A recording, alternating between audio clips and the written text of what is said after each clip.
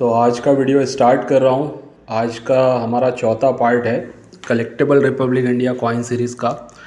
3 part जिन्होंने नहीं देखा है उनको देखना चाहिए। पहला मैंने 25 पैसे पे बनाया था, उसके बाद 10 पैसा और 20 पैसे पे बनाया था, और कल मैंने 1 रुपये पे भी एक तीसरा पार्ट बनाया था, और अभी आज मैं चौथा पार्ट बना रहा हूँ। ये भी रिपब्लिक इंडिया के ही कॉइन है। और ये समझिए कि जब हमारा शुरू में जब कॉइन्स हमारे छपे थे, यानी 1950 के बाद से लेकर 1970 तक ये कॉइन्स मैं बता रहा हूँ, जो कम बजट के कॉइन्स है, लेकिन इनकी कीमत आगे चल के काफ़ी अच्छी बढ़ेगी, 8 से 10 गुना आराम से बढ़ेगी।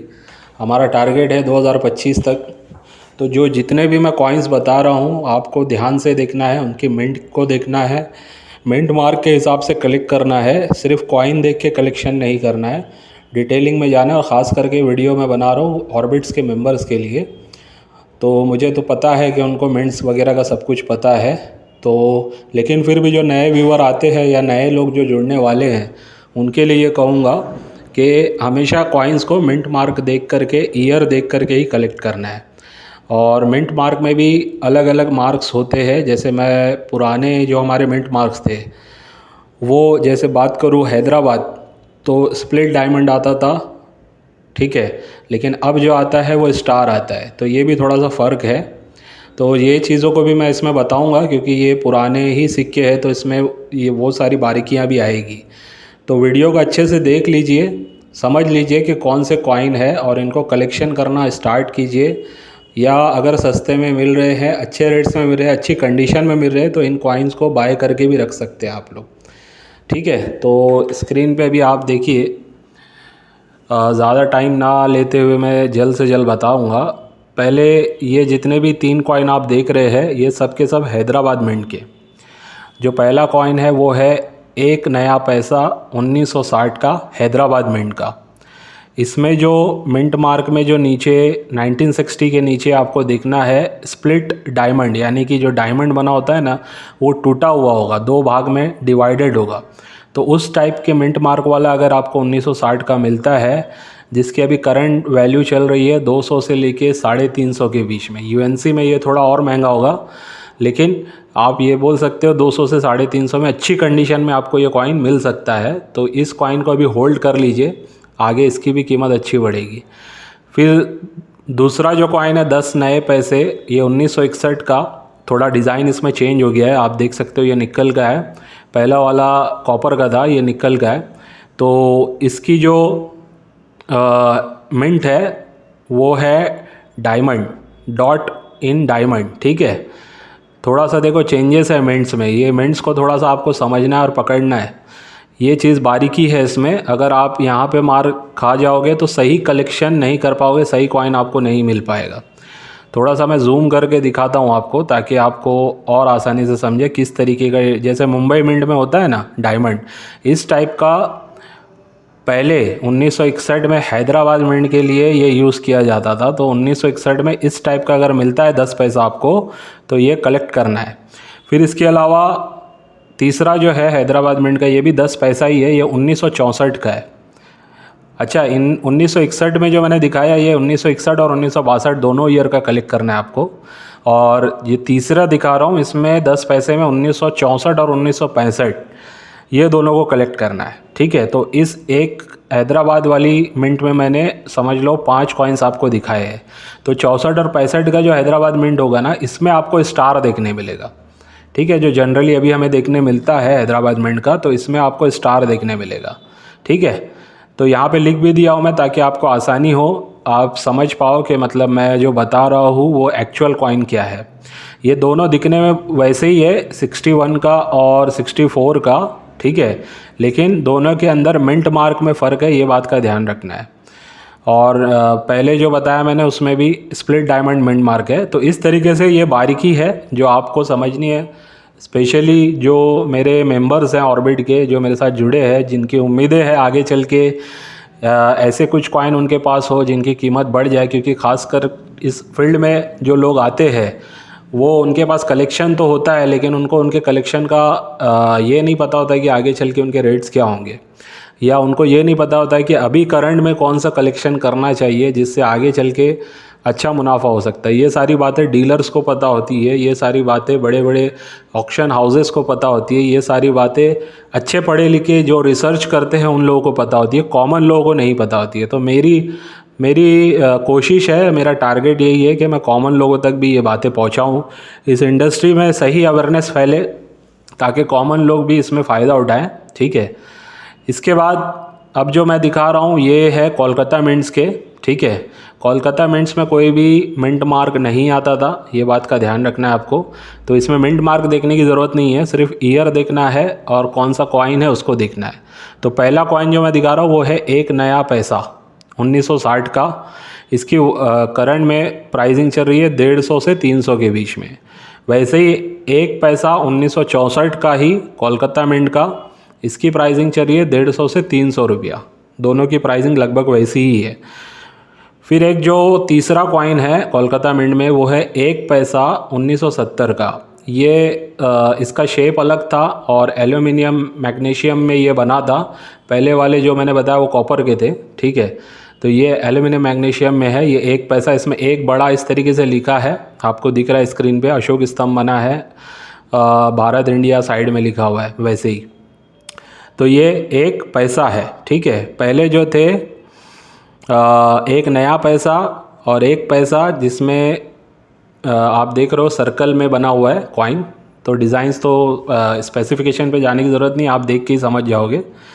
तो ये 3 कॉइन कोलकाता मिंट के भी ऐसे हैं जिनकी कीमत आगे चल के काफ़ी अच्छी हमें मिलेगी। अभी ये सस्ते में मिल रहे हैं तो बेहतर है इनका कलेक्शन कर लो, या बहुत से लोगों के पास ये कॉइन्स रखे हुए हैं, अगर अच्छी कंडीशन में रखे हुए तो उनको और अच्छे से प्रिजर्व करके रखो। खास करके ये मैग्नीशियम वाले जो कॉइन्स होते हैं, इवन कॉपर वाले भी जो कॉइन्स है, एल्यूमिनियम मैग्नीशियम और कॉपर वाले जो कॉइन्स होते हैं, इनकी कंडीशन जल्दी ख़राब होती है, तो इनको स्टोर करके सही से रखना है। मेरी एक वीडियो मैंने डाला था जो कॉइन्स को किस तरीके से स्टोर किया जाता है, कॉइन्स को किस तरीके से रखा जाता है, वो वीडियो बहुत ज़रूरी है देखना आप लोगों को। तो उसको देख लो जो लोगों ने नहीं देखा है, ताकि आप लोगों को समझ में आए कि इन कॉइन्स को किस तरीके से रखा जाता है। ठीक है, अब जो बता रहा हूँ ये कॉइन्स है हमारे मुंबई मिंट के, बॉम्बे मिंट बोल सकते हैं, मुंबई मिंट। ठीक है, तो इसमें स्टार्ट में जो 1 पैसा है वो है 1965 का। ठीक है, 1965 का, और इसकी जो कीमत है वो है 100 से 250 रुपये के बीच में। यूएनसी में ये 300, 350, 400 तक भी मिलता है, लेकिन एक अच्छी कंडीशन में 100 रुपये से 250 रुपये के बीच में आपको ये कॉइन मिल सकता है। तो इसको रखना है, बाय कर लो, या कलेक्शन में कहीं से मिल जाता है तो कलेक्शन करके रख लो। इसकी भी कीमत मैं समझता हूँ 8-10 गुना आराम से बढ़ेगी, क्योंकि ये कॉइन्स भी एल्यूमिनियम मैग्नीशियम का बना हुआ है। तो आपको मैंने जैसे 10 पैसे 20 पैसे में एक टेक्निकल बात बोला था कि इस कॉइन, इन टाइप के जो मेटल्स के जो कॉइन है, इनको प्रिजर्व करना आसान नहीं है। तो ये आगे इनकी बहुत ज़्यादा वैल्यू इस वजह से भी बढ़ेगी क्योंकि ये मेटल जो है प्रिजर्व करना आसान नहीं होता है। तो आप अगर इसको अच्छे से होल्ड करके रखते हैं तो दिन ब दिन इसकी कीमत आगे चल के बढ़ेगी। अगर आपने इसको 10-15 साल के लिए होल्ड कर लिया तो काफ़ी अच्छी कीमत जाएगी। मैं समझता हूँ 5,000 से 10,000 के बीच में भी ऐसे कॉइन्स जो स्केयर कैटेगरी के हैं, जो मैं एल्यूमिनियम मैग्नीशियम में बता रहा हूँ, जिसकी आज के टाइम में 100 से 500 के बीच में कीमत है, वो आराम से 5,000 से 10,000 के बीच में जा सकते हैं। तो इसके बाद जो दूसरा कॉइन है 1 आना 1954 का बुल वाला। ठीक है, ये वाला जो है बुल वाला 1954 का, जिसके ऊपर बुल बना होता है। अच्छा, इसमें फेक कॉइन्स भी आते हैं, और बुल वाले कॉइन पे मैंने पहले भी वीडियो डाला हूँ। 1 पाइस के ऊपर घोड़े वाला और ये बुल वाला दोनों को साथ में मिला के मैंने डाला हूँ। उसमें मैंने फेक कॉइन भी दिखाया था, जिनको देखना है वो लोग वो वीडियो को भी जाके चेक कर सकते हैं। तो इसमें जो स्केयर कैटेगरी का आता है, जो मतलब कम रेट में आपको मिलेगा और अच्छी कंडीशन में अगर ये वैसे भी मिल जाता है तो इसको रखना है। अभी की इसकी प्राइस की बात करूं तो लगभग ये 200 से, अभी ये 200 से 500 के बीच में इसकी प्राइसिंग चल रही है। ठीक है, तो इसको भी आपको होल्ड करना है, या बाय करोगे तो एक अच्छी कंडीशन में ओरिजिनल वाला कॉइन देख करके लेना है आपको, ताकि धोखा ना हो आपके साथ। ये चीज़ों को भी बारीकों को समझना है। तीसरा जो मुंबई मिंट का कॉइन बता रहा हूँ मैं, वो है हमारा ये फेमस कॉइन है 1950 का, निकल में बना हुआ 1 रुपीज़ का कॉइन। ठीक है, तो ये कॉइन भी बहुत लोगों के पास है, मुझे फ़ोटो लोग भेज रहे हैं। तो इस कॉइन को भी आप होल्ड करके रखिए, काफ़ी अच्छा कॉइन है ये, आगे चल के इसकी कीमत बढ़ेगी। जहाँ तक मुझे उम्मीद है 5 से 10 गुना इसकी भी कीमत बढ़ने वाली है 2025 तक। तो अगर आज ये समझ लीजिए 500 में 400 में मिल रहा है, तो आगे चल के ये आपको 2 ढाई हज़ार 3 हज़ार से कम में नहीं मिलेगा। तो ये ऐसे कॉइन्स मैंने बताए आपको जिनकी कीमत 5-10 गुना आसानी से 2025 आते आते बढ़ेगी। तो ये जो फील्ड है, इस न्यूमिस्मेटिक फील्ड में इन्वेस्टमेंट को किस तरीके से करना है, कौन से कॉइन्स में करना है, कौन से कॉइन्स का फ्यूचर है, ये सारी चीज़ों को समझ के हम अगर थोड़ा थोड़ा इन्वेस्टमेंट अलग अलग कॉइन्स में करते हैं तो कहीं ना कहीं हमारा इन्वेस्टमेंट अच्छा रिटर्न्स हमें दे सकता है। ठीक है, तो इस बेस पे मैं ये वीडियो बना रहा हूँ। मेरे मेंबर्स जितने हैं वो लोग कोशिश करें कि इसको कलेक्ट करें। अगर डल कंडीशन में भी मिल रहे, सस्ते में मिल रहे, तो उसको भी कलेक्ट करके रखें। लेकिन बात का ध्यान ये रखना है कि मिंट मार्क बराबर से आपको चेक करना है, कॉइन ओरिजिनल होना चाहिए। ये सारी बारीकियाँ आपको देखनी है, ध्यान देनी है। ठीक है, और जो लोग अभी तक ऑर्बिट के मेंबर बने नहीं हैं उनसे कहूँगा, जिन्होंने नाम वगैरह दे के भेजा हुआ है, तो जल्द से जल्द वो लोग भी ज्वाइनिंग कर ले, क्योंकि मैं जिस दिन ऑफिशियली अपना काम स्टार्ट करने का जो मेरा स्ट्रक्चर है वो डाल दूँगा, तो उसके बाद आप लोगों को शायद तब समझ में आएगा कि मैंने कहीं लेट तो नहीं कर दिया। ठीक है, तो वो पहले जो लोग आ रहे हैं उनके लिए बेनिफिट होने वाला है। 1200 रुपये मैं ले रहा हूँ मेंबरशिप का, जिसमें 600 की बुक वैसे ही फ्री है, 4 कैटलॉग फ्री है आपको। लगभग ये समझ लो 1500 से 2000 की चीज़ आपको वैसे ही फ्री में मिल रही है। और बुक भी ऐसी है कि इसमें आपको रेयर टू रेयरेस्ट कॉइन आपको यहाँ पे पूरे के पूरे मिलेंगे रिपब्लिक इंडिया के, मतलब 80% 90% कॉइन्स आपको इसमें देखने मिल जाएंगे।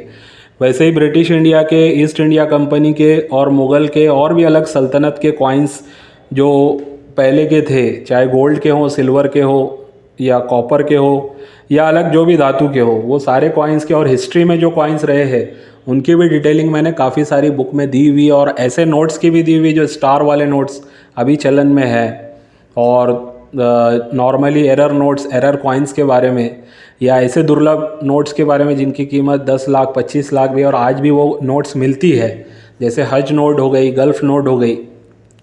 तो इस टाइप की, और उसमें जो मैंने बिज़नेस पर्सपेक्टिव से जो बातें मैंने उसमें बताया हूँ, एक कॉमन आदमी बहुत आसानी से वो बुक को पढ़ के इस इंडस्ट्री में बिगिनिंग से स्टार्ट कर सकता है, यानी स्टेप बाय स्टेप उसको समझ में आ जाएगा कि यहाँ पे काम कैसे करना है। और साथ में हमारा गाइडेंस लाइफ टाइम के लिए रहेगा। तो 1200 में ये सारी चीज़ें मिल रही है। साथ में आप जब मेंबर बन जाते हो, जो जल्दी मेंबर बनेंगे उनको मोनोपोली मिलेगी, city wise, state, district wise, state wise भी।